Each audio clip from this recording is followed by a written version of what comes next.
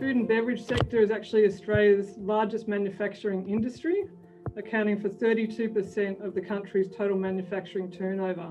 It's estimated to be worth $122 billion in Australia based on 2019 numbers. It's made up of 15,000 businesses and employs over 273,000 people. And so you can see that it's quite a large industry, and it's not just about food science or food scientists that end up working in our industry.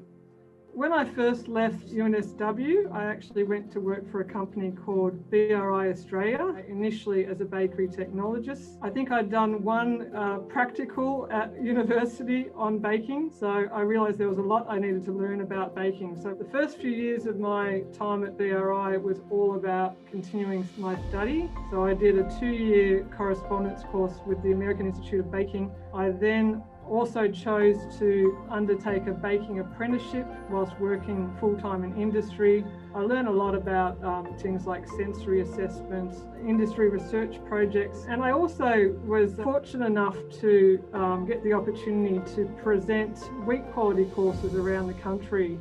So at that time, I also decided that I would go back to what I learned at university, which was nutrition, and I undertook a PhD.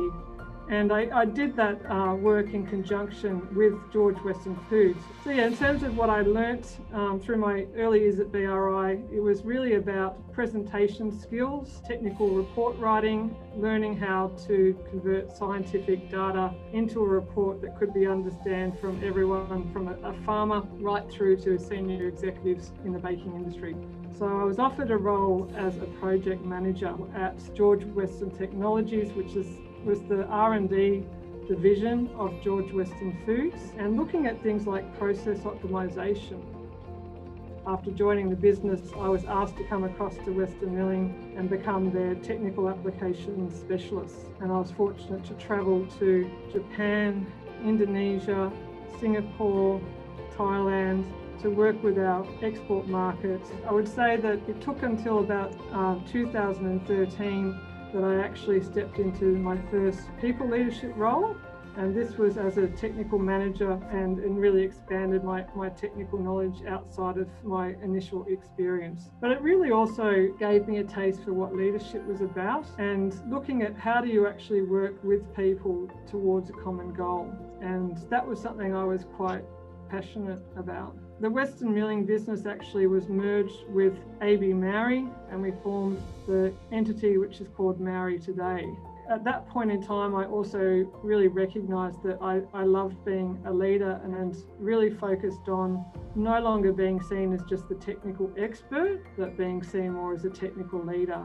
I then took on roles such as leading the technical procurement team. I then also looked after regulatory compliance as well as overseeing quality systems. And then in 2019, I then took on the role as technical director for MAURI, which I still hold the role of today. So when I reflect on my career to date and what skills I've learnt, I hope that you can see that being a food scientist in the food industry is a lot more than just being a cook.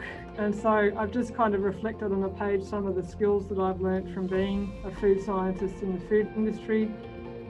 Never give up the love of learning. I think that if you look at my career, I probably spent the first 8 years of it just learning and absorbing as much knowledge as possible. The other thing that I would definitely encourage, and I've certainly learnt through my experience, is the importance of soft skills such as communication. So I definitely encourage you to focus on being a human first and connecting as people versus just the technical knowledge.